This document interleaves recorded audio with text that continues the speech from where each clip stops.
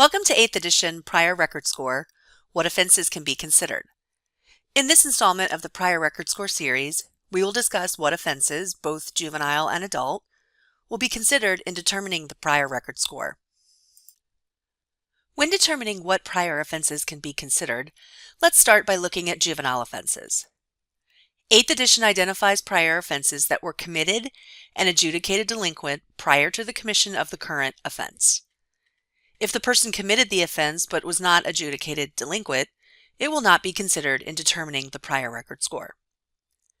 Juvenile adjudications for POG 4 offenses that were committed on or after the person's 14th birthday will be considered.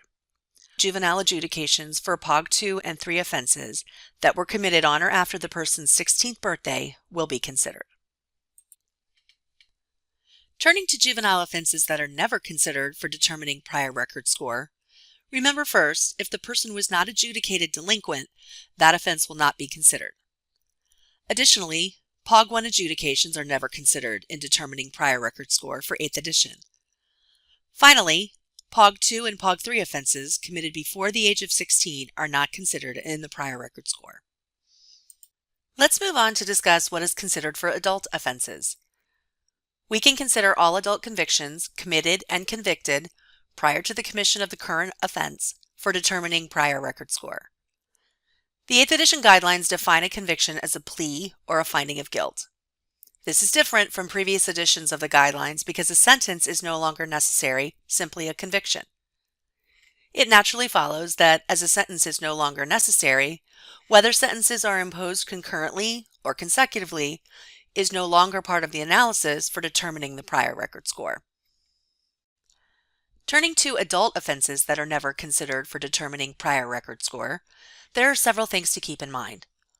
First, any offense that contributes to an increase in the grade or maximum penalty of a subsequent conviction is not to be considered. This happens most often when there are multiple prior convictions for retail theft and possession with intent to deliver. Second, there is a list of types of priors of offenses that are never considered for prior record score. Summary offenses, accelerated rehabilitative dispositions, probation without verdict, and direct or indirect criminal contempt all fall into the category of offenses that are never considered. Third, in situations where the current conviction is driving under the influence, all prior offenses for driving under the influence will not be considered in determining prior record score. Finally, any offenses that lapse either because of decay or a gap will not be considered in the determination of prior record score. For more information about lapsing, check out our video on lapsing policies. This concludes this installment of the Prior Record Score series.